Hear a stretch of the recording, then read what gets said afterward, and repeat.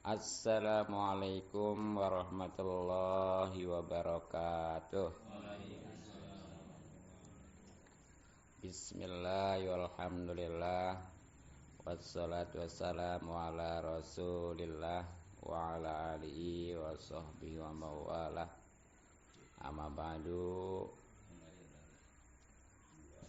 Hadirin yang mudah-mudahan kita semua selalu dimuliakan dan diberikan taufik serta hidayah atau petunjuk oleh Allah Subhanahu wa taala.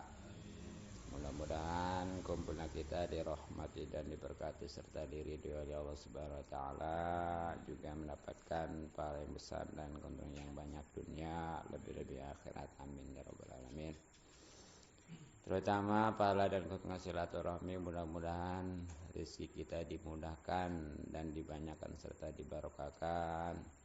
Umur kita dipanjangkan dalam keadaan sehat lahir batin, dan dengan pembacaan hadiah puji juga doa mudah-mudahan diterima oleh Allah Subhanahu wa taala, sehingga para ahli kubur kita, khususnya guru-guru kita, orang tua, mertua dan saudara-saudara kita diampuni dosa-dosanya, diterima amal ibadahnya, dan yang paling utama diridhoi oleh Allah Subhanahu wa taala. Terlebih lagi pahala dan keuntungan ngaji yang mana hukumnya wajib, bahkan wajib ain, artinya siapa yang ngaji insyaallah mendapatkan pahala. Yang tidak atau belum ngaji, naudzubillah, tanpa disadari dia berdosa. Terutama kajian tentang tauhid, fikih atau akhlak, dan alhamdulillah kajian kita adalah tentang fikih untuk bekal ibadah kita kepada Allah Subhanahu wa taala. Makanya yang namanya majelis ilmu atau majelis ta'lim itu lebih utama dari segala majelis lainnya. Walaupun maklum bahwa yang namanya majelis zikir itu banyak keuntungan dan besar pahalanya, apalagi majelis maulid. Tapi dibandingkan dengan majelis ilmu tetap masih kalah ya, karena semuanya nggak bakal benar tanpa ilmu, dan itu adanya di majelis ilmu atau majelis taklim. Insyaallah nanti secara khusus ya saya akan bikin YouTube-nya tentang bagaimana utamanya dan apa sebabnya majelis ilmu atau majelis taklim itu lebih utama daripada majelis zikir, bahkan majelis maulid. Dan ini juga insyaallah ini masuk ke YouTube ya. Nah, baiklah, mari kita kembali kaji masih tentang sholat, khususnya rukun yang ketujuh, yakni sujud. Nah, sebagaimana kita telah ketahui bahwa rukun sholat menurut kitab ini ada 14, karena tumanina yang ada di 4 tempat, yakni ruku, i'tidal, sujud dan duduk antara dua sujud dijadikan satu ya. Jadi seandainya ada yang mengatakan 17, jangan disalahin, bahkan yang 18 juga ya. Faqad qala al-musannif rahimahullah ta'ala wa nafa'ana bi ulumi fid darin. Amin ya rabbal alamin. Bismillahil Fatihah. A'udzu billahi minasyaitonir rajim. Bismillahirrahmanirrahim. Alhamdulillahi rabbil alamin arrahmanir rahim maliki yaumiddin. Iyyaka na'budu wa iyyaka nasta'in. Ihdinas siratal mustaqim. Siratal ladzina an'amta 'alaihim ghairil maghdubi 'alaihim waladdallin. Bismillahirrahmanirrahim.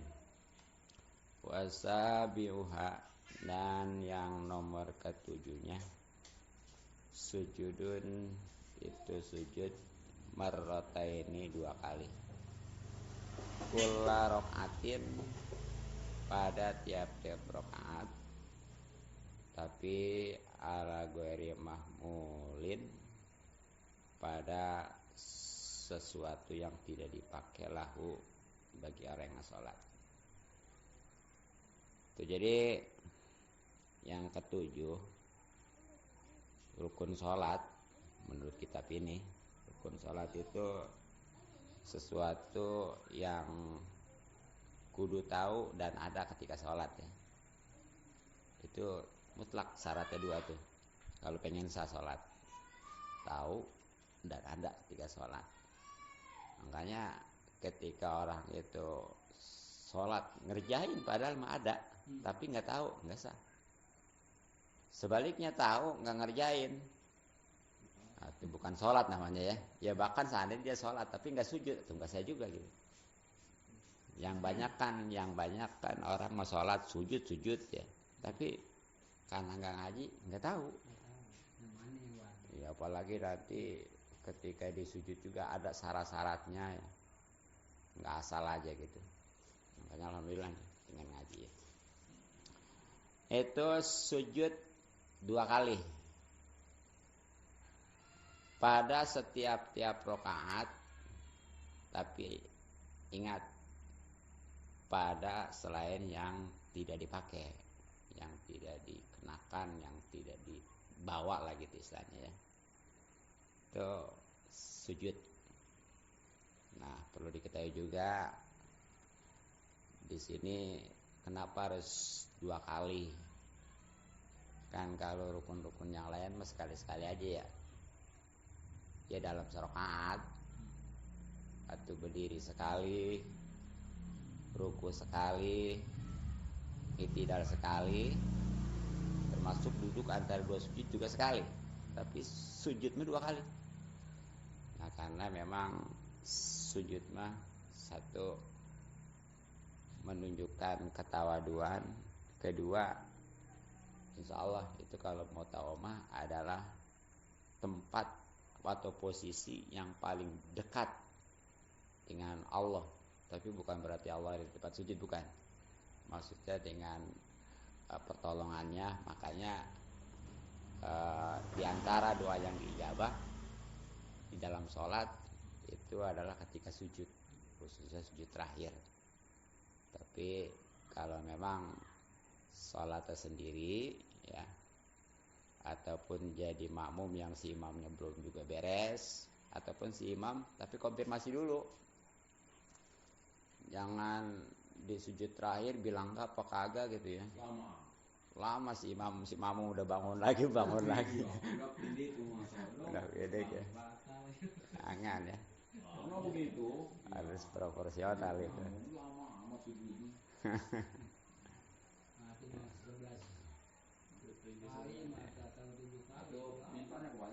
Iya. Nah, tapi di sini sebenarnya di dalam sholat mah udah jangan macam-macam, mintanya udah aja.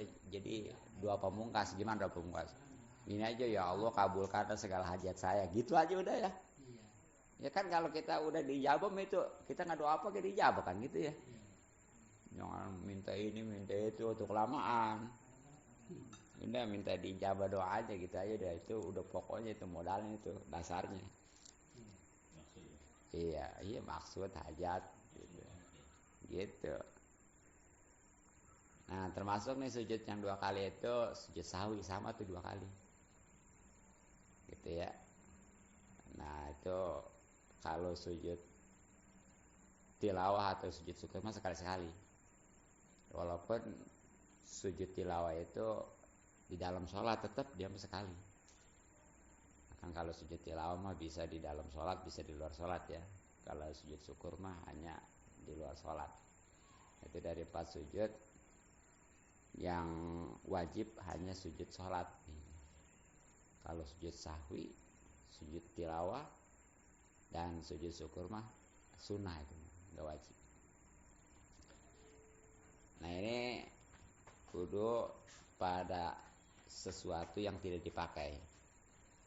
Nah kalau memang sujudnya itu pada sesuatu yang tidak dipakai, wa in taharroka, walaupun sesuatu itu bergerak, biharokati, dengan gerakannya, walau nahwa saririn, walaupun semacam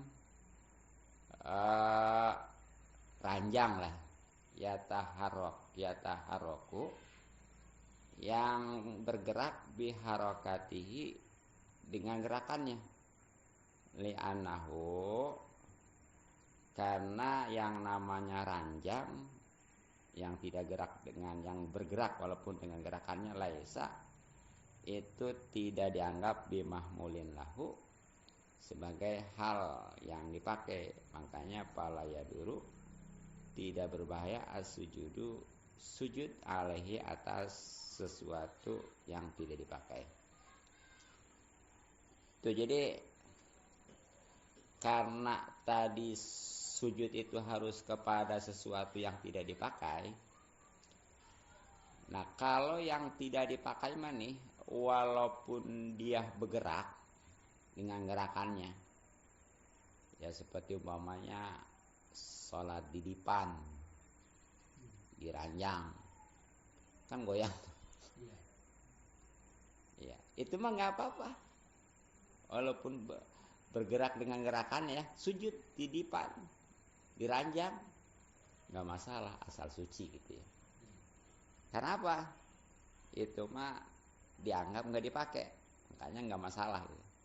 Nah, adapun kalau memang sujudnya kepada sesuatu yang dipakai, itu yang ketika bergerak dengan gerakan orang yang sholat, maka itu nggak boleh. Contoh seperti ini, ada orang pakai selendang nih, panjang ya, selendang panjang. Nah, itu tergantung tuh. Kalau memang sujudnya kepada sesuatu yang nggak bergerak, itu nggak apa-apa. Tapi kalau yang bergerak mah bermasalah. Makanya karena selendang ini panjang sampai 3 meter umpamanya, jadi selendang itu yang di pundak ya, boleh pundak kanan, boleh pundak kiri, bukan yang kedua-duanya kayak tukang beca. Nah, umpamanya nih dari berdiri sampai duduk sampai berdiri lagi nggak bergerak ujungnya, kemudian sujud di ujung yang nggak bergerak itu, nggak apa-apa. Tapi kalau yang bergerak mah nih dipakai tapinya ya, nah itu bermasalah gitu. Jadi kalau yang nggak dipakai mah mau nggak bergerak, bahkan bergerak dengan gerakan orang yang sholat itu sendiri, nggak masalah. Tapi kalau memang itu dipakai, tergantung. Kalau memang itu nggak bergerak, nggak masalah. Tapi kalau bergerak, bermasalah gitu ya. Nah, kalau seandainya sorbannya pendek, selendang pendek jelas tuh. Atau umpamanya lengan baju nih pakai sujudan, itu mah kan udah jelas bergerak. Apalagi tangan, mesti di tangan, atau emang itu bukan dipakai lagi, emang punya dia. Nah, termasuk nih kalau pakai peci juga tuh ya, cobain. Jangan sampai ketutupan nih kening. Ataupun kalau ibu-ibu mah nih bisa jadi yang kalau nggak hati-hati itu sujud itu biasanya di mekena. Begitu mekena ngumbluk tuh ya, sujud di situ, di mekenanya tuh, itu nggak sah. Karena mekena mah dianggap dipakai. Gitu. Makanya bermasalah tuh. Jadi kalau mau sujud, hati-hati tuh, perempuan ya, kudu disibak. Jangan sampai dia sujud di makanannya gitu aja, sebab itu mah dianggap dipakai. Jadi sekali lagi kesimpulannya, kalau memang sujudnya kepada sesuatu yang dipakai, itu tergantung. Kalau memang itu bergerak dengan gerakannya ya, nggak boleh. Tapi kalau emang nggak bergerak mas, karena saking panjangnya itu selendang ya, di ujung sujudnya di ujung yang nggak bergerak, itu nggak apa-apa. Nah, adapun kalau yang nggak dipakai mah, mau bergerak kek atau komo nggak mah, itu mah nggak masalah gitu aja. ya. Kama sebagaimana idza sajada ketika seorang sujud ala mahmulin atas sesuatu yang dipakai tapi lam yataharrak yang tidak bergerak biharokatihi dengan gerakannya qatar bin seperti ujung min ridai selendangnya atau wili yang panjang tuh ya. Jadi sama halnya nih tadi enggak masalah sujud pada sesuatu yang tidak dipakai yang walaupun itu bergerak dengan gerakannya seperti di atas ranjang. Yaitu sujud kepada sesuatu yang dipakai ini mah tapi enggak bergerak dengan gerakannya. Seperti tadi lah. Sampai karena saking panjang selendang itu sehingga tuh ujung selendang itu kalau dia bergerak enggak bergerak. Nah, sujud di situ enggak masalah. Itu aja. Itu. Wa kharaja dan kecuali atau keluar bikauli dengan perkataanku ala ghairi mahmulin lah atas atau pada sesuatu yang dipakai. Malau sajada ialah kalau seorang sujud ala mahmulin atas sesuatu yang dipakai tapi ya taharroku yang bergerak biharokatihi dengan gerakannya kator bin seperti ujung min imamatihi daripada sorbannya palayasihu maka itu enggak sah sujudnya. Itu kan tadi katanya ya enggak masalah kalau sujudnya kepada sesuatu yang tidak dipakai, yang tidak dibawa, walaupun itu bergerak, apalagi enggak bergerak ya. Nah, itu seorang yang sujud tapi kepada sesuatu yaitu pengecualian berarti ini mau batal nih, enggak sah. Kalau seorang itu sujud kepada sesuatu yang dipakai tapi sesuatu itu bergerak dengan gerakannya. Seperti ujung sorbannya nih. Kan kalau sorban mah sepanjang-panjangnya sorban beraku ya. Jadi harus dibedain walaupun sama bahannya gini. Tapi bisa beda sebutannya. Tergantung dipakainya. Kalau dipakainya di pundak, mau kiri mau kanan itu namanya selendang. Nah kalau di kepala itu namanya sorban, begitu. Nah kalau sorban kan buntutnya kan nggak bakal panjang ya. Sebenarnya mah kalau menurut aturan mah buntutnya sorban itu emang sudah berbuntut, ada di sebelah kanan ya. Tapi itu paling ini 1 jengkal. Kadang-kadang sorban ini buntutnya apa segini nih ya, ambah ya. Jadi sebenarnya sejengkal. Nah, andai umpamanya ya panjang tuh, sehingga ketika sujud tuh ujung sorbannya tuh yang buntutnya itu ke situ, ke depan, kesujudan tuh.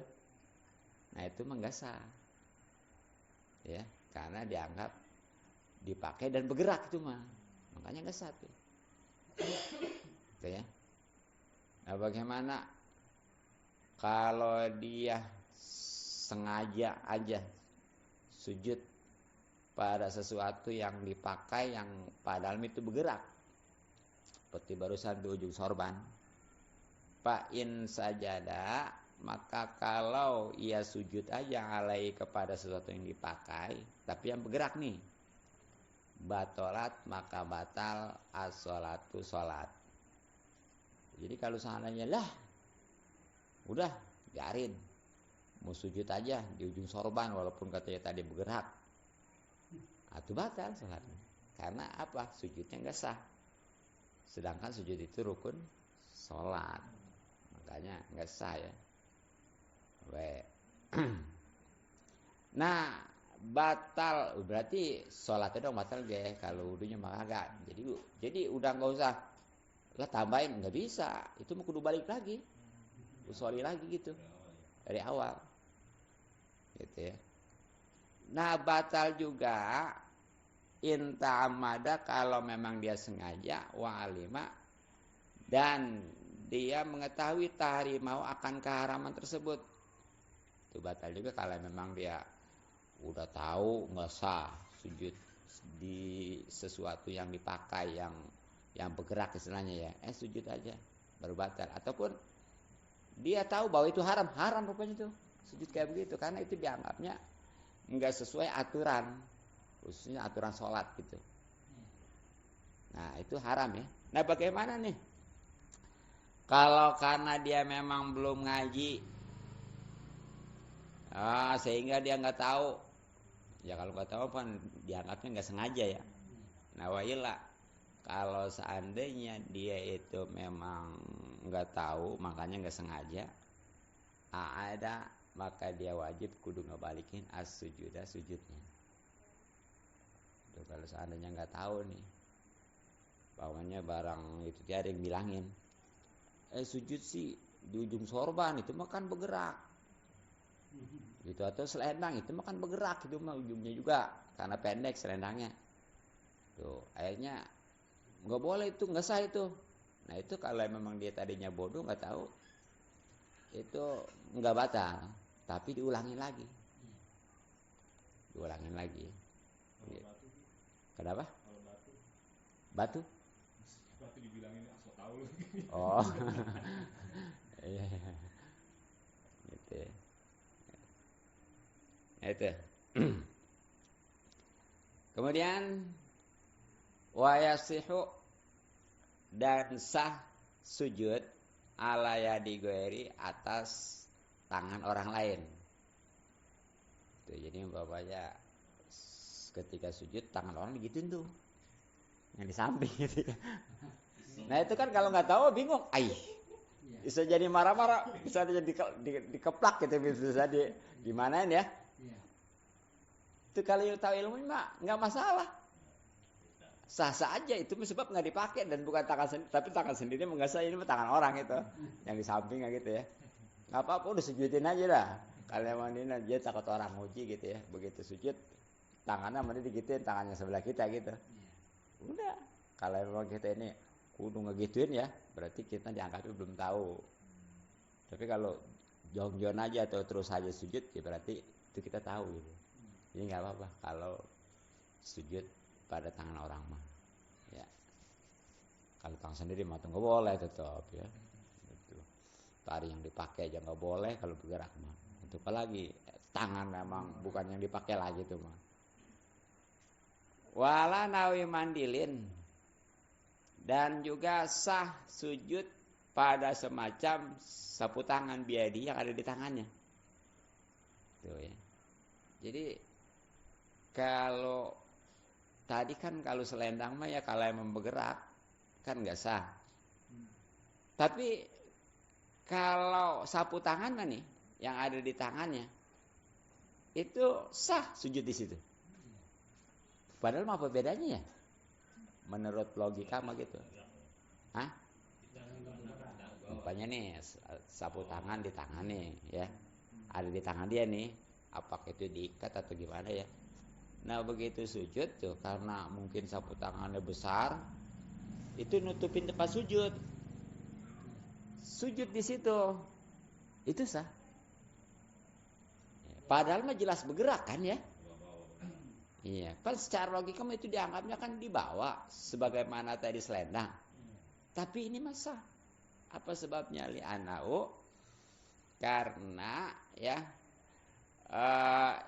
orang yang sujud pada semacam sapu tangan walaupun ada yang ada di tangannya itu bihukmil munfasili dianggap sebagai yang terpisah. Jadi dianggap nggak dipakai, dianggap nggak dibawa gitu ya.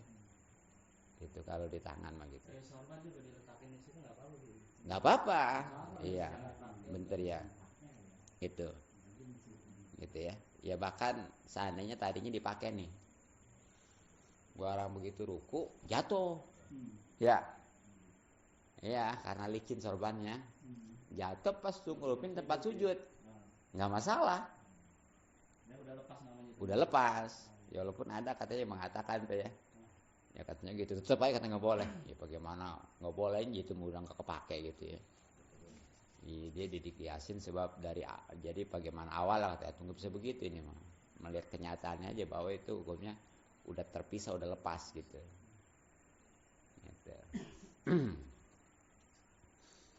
Walau sajada, kalau seseorang sujud ala syai'in atas sesuatu, paltasoko kemudian nempel bijabhati pada keningnya, soha sah.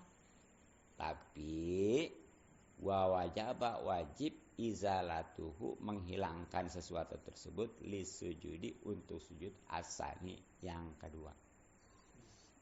Jadi ini kalau ada orang sholat begitu sujud tanpa dia ketahui ini, tanpa dia sadari ya,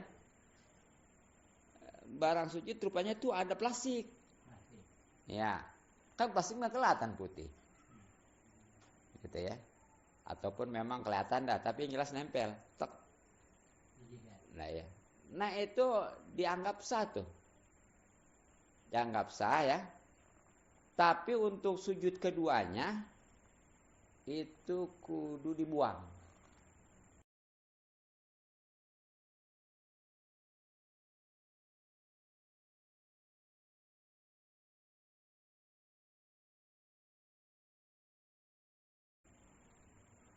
Kudu dibuang. Apa sebabnya tuh? Sujud pertama padahal tuh kalingan keningnya itu ya karena ada plastik itu ya yang nempel di keningnya. Itu dianggap sah. Sedangkan untuk sujud keduanya itu dihilangin. Nah karena untuk sujud pertama tadi kan dianggapnya dia belum nempel ya. Makanya sujud nggak apa-apa. Tapi ketika sujud keduanya kan udah dianggap nempel, udah dianggap itu ke bawah, kudu dihilangin, kudu dibuang gitu. Jadi makanya kalau seandainya kita sholat karena nggak tahu nih ya plastik begitu sujud ada yang nempel, itu jangan ditepinin. Ya. Untuk sujud keduanya itu dihilangin. Terus sujud pertama gimana? Sah karena kita tadinya nggak nempel gitu aja. Itu menempelnya udah sujud gitu. Kenapa? Misalnya di cepean gitu. Iya contohnya gitu ya. Tapi kalau dari awal udah ditempelnya ada kadang-kadang ada plastik itu. Kerikil, kerikil. Ya kalau memang itu menghalangi antara kening dengan tempat sujud, ya itu harus dibuang. Ya makanya tuh ketika ini juga ya macam debu tuh, itu bisa menghalangi. Contoh, pokoknya kita ini sholat kirain bersih tuh, sholat kita mau sujud aja barang sujud ya, nih rupanya mau banyak debu ya. Nah itu ayahnya untuk sujud keduanya dihilangin, gitu caranya. Ya, tapi untuk kesonanya nggak usah ditiup itu. Sampai bersuara batal ya. Mendingan kalau mau diusap aja gitu, diusap aja. Ya orang pengalaman saya pernah ya. Ya di daerah sini nih. Itu kayaknya musola kumuh banget gitu ya. Sampai debunya banyak. Gimana nggak ada sesapu. Saya nyariin juga kalau ada sapu kan bisa nyapu ya. Ya karpet nggak ada. Sedangkan ya susah kita banyak debu ya. Ada almanak udah satu. Ada almanak. Kan almanak di atas ya. Udah saya taruh di tempat sujud. Kan yang ini mah kudu ini doang kan, kening doang. Yang lain mah nggak apa-apa. Itu debu doang nggak masalah, nggak apa-apa. Yang penting mau suci gitu ya. Nah, cuma almanaknya mah ada gambar orang sih, tapi mesti dibalik ya, dibalik itu. Jadi belakangnya di atas. Ya kalau seandainya tuh nggak dibalik mah apalagi almanak cewek atau nggak kata urusannya ya. Dibalik gitu. Nah, gitu ya.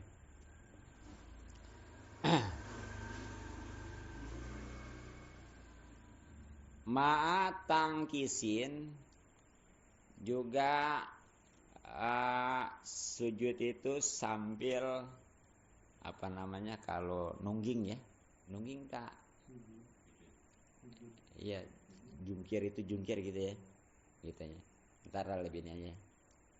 Tuh, jadi ini termasuk kategori syarat sujud nih. Ntar nanti disimpulin ya. Ada berapa sebenarnya, ini mau dijelasin dulu. Jadi sujud itu di samping tadi 2 kali setiap rakaat juga harus pada sesuatu yang tidak dipakai. Dan harus jungkir gitu ya. Bagaimana sih bahasanya yang pas? Nungging. Iya, orang sujud bagaimana? Nah, ini dijelasin di sini ya. Intinya nih. Bi antar tapi'a, yakni hendaklah lebih tinggi aji jatuhu pantatnya. Wa mahaulahu, dan sesuatu yang ada di sekitar pantat. Ala rosi, atas kepalanya, wa mangkibaihi, dan kedua bahunya. Jadi begitu tuh penjabaran, gambaran atau penjelasan daripada jungkir ataupun nungging itu kayak begitu. Jadi ini bagian pantat dan yang ada sekitarnya nih itu kudu lebih tinggi daripada kepala dan pundak. Udahlah itu mah kebayang lah. Ya. Begitu ya. Jadi kudu benar-benar nungging. Makanya ntar bagaimana kalau sama? Nggak boleh. Ntar ada ini ya. Iya, ada kan yang jendak mana tuh jendak kayak itu ya? Iya. Kayak begini nih, tuh atas kurdi barang. Gitu dia. Iya gitu. Nggak sah itu ya. Tapi kalau tersempit nih, Hah? misalnya ruangannya ukurannya pas segitu, ukuran dia segitu pas gitu buat sholatnya gimana? Atau tetap aja, atau mendingan begini tuh gitu tuh ya, atau daripada begini. Tapi itu kudu lebih tinggi bagian pantatnya. Gitu.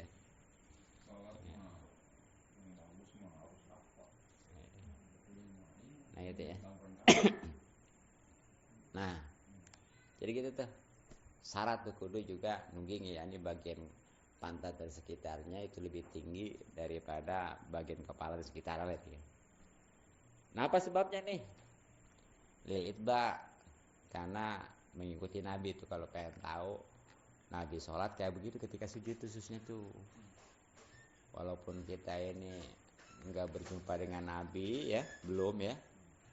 Ya karena memang seandainya sejaman juga karena jauh kan. Tapi alhamdulillah nih kita punya guru dari gurunya jadi nyambung tahu tuh. Iya, sedangkan kan di dalam sholat mah kita dituntut untuk sholat seperti Nabi, sebagaimana Nabi sabdakan, "Shollu kama ra'aitumuni usolli," kan itu ya. Sholatnya sebagaimana kalian lihat saya sholat. Aduh, kalau emang kita langsung sholat tuh diangkatnya nggak saja kita ya. Nah untungnya itulah. Jadi guru kita dari ke gurunya ke tabiin terus ke sahabat kan. Nah itu sahabatnya langsung ngelihat sholat Nabi. Ini kita walaupun yang lain belum bisa ngikutin ya paling enggak nih di sujud dulu gitu sedikit-sedikit aja. Ya apalagi kita sekarang ini momen peringatan Maulid di mana-mana hadir, tapi nggak ada bekasnya. Ya yang hadir mah hadir, yang sholat mah kagak gitu ya. Ya bahkan sholat juga karena nggak mau ngaji nggak ada peningkatan gitu. Makanya kalau disimpulin mas setiap orang yang hadir maulid belum tentu sholat semua, bener nggak? Orang yang sholat juga belum tentu ngaji semua ya. Begitu. Padahal mah yang paling intinya ngaji itu gitu. Nah jadi kalau kita udah bisa ngikutin Nabi, ini walaupun belum semua ya. Kan kata Nabi juga kerjakan kebaikan walaupun kamu belum bisa ngerjain semua. Sebaliknya laranglah keburukan, kejahatan, kemungkaran walaupun kamu masih ngerjain gitu. Itu kan ada di situ. Jadi muru bil ma'ruf wa ilam taf'alu. Perintahkan yang baik walaupun kamu belum bisa mengerjakan. Tapi wanhanil mungkari, dan laranglah kamu kan wa ilam tajtanibu. Wa ilam tajtanibu kulah ya, walaupun kamu belum bisa ngejauhin semuanya. Sebab di dalam Islam ini untuk kebaikan itu dituntut dua. satu ngerjain, keduanya nyuruh. Kemungkaran juga sama, satu ninggalin, keduanya ngelarang. Nah bagus sekali kalau khususnya untuk kebaikan nih. Dia udahnya mau ngerjain, nyuruh lagi. Iya, jadi nyuruh ongko, dianya ngerjain lagi. Gitu ya. Kemungkaran juga begitu, dia ngelarang, dia juga nggak ngerjain. Tapi ya masih baik juga nih orang walaupun dia itu nggak ngerjain, nyuruh. Walaupun dia belum ninggalin, ngelarang orang. Daripada dia ninggalin larangan enggak, ngelarang orang kagak. Ataupun dia itu nggak ngerjain kebaikan, dia juga nggak nyuruh orang. Tuh, ini kalau seandainya dia walaupun belum bisa ngerjain, kalau umpamanya dia mau nyuruh orang masih dapat tuh satu. Tapi kalau ngerjain kagak belum, kemudian nyuruh orang juga kagak, berarti nggak dapat satu aja. Gitu ya. Jadi ini kalau kita udah bisa ngikutin Nabi nih, walaupun lebih ini itu jelas di Al-Quran ya, bagaimana Allah Subhanahu Wa Taala berfirman, A'udzubillahi minasyaitonirrajim, Bismillahirrahmanirrahim. Qul in kuntum tuhibbunallah fattabi'uni yuhibbukumullah wa yaghfir lakum dzunubakum. Jadi katakan nih, Allah memerintahkan kepada Nabi kita Muhammad sallallahu alaihi wasallam ya, suruh disampaikan ke umatnya. Bagaimana? Ini in kuntum, kalau kalian cinta kepada Allah, ini Rasul nyampein kepada umatnya ya. Buktikan, fattabi'uni, ikuti aku tuh kata Rasul. Nah, kalau sudah bisa ngebuktiin cinta kepada Allah dengan mengikuti Rasulullah, nah maka kesoalnya nanti yuhibbukumullah, Allah juga bakal mencintai.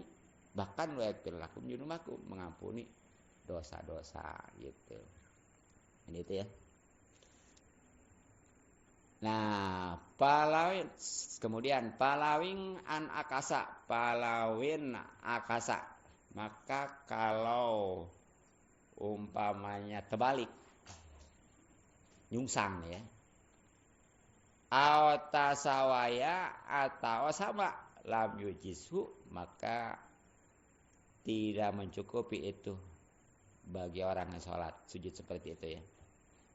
Jadi nih, kan tadi kudu nungging, jungkir ya. Nah sekarang bagaimana kalau malah sebaliknya, kepala lebih tinggi daripada pantat gitu aja ya. Iya. Atau samalah tadi kayak orang cendekem gitu, nah itu nggak cukup. Nah, kalau nggak cukup berarti nggak sah sujudnya, atau nggak sah salatnya juga.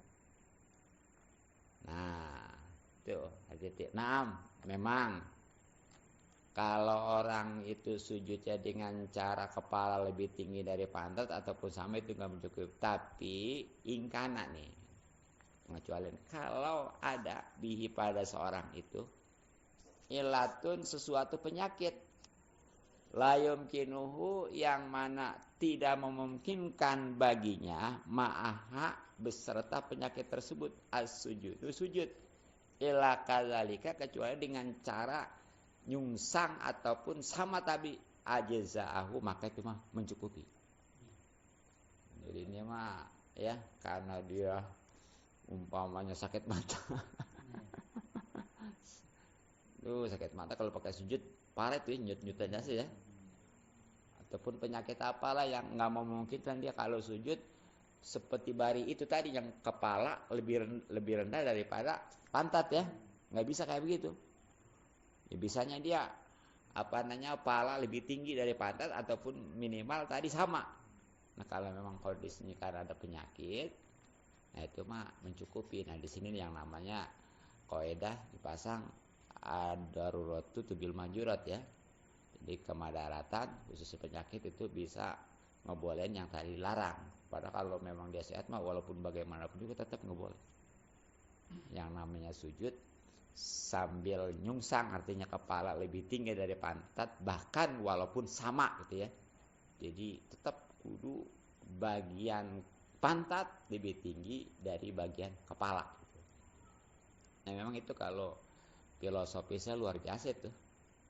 Kalau memang kita mau dipahami, mau diterapkan mah ya, dari sujud apa nih? Kalau kita pikir-pikir, khususnya bagi perempuan nih, itu kira-kira yang suka dimodalin karena didangdanin bagian mana? Wajah itu ada di mana? Ada di kepala ya. Terus kalau pantat kira-kira yang didangdanin, iya, nggak ada ya? Iya.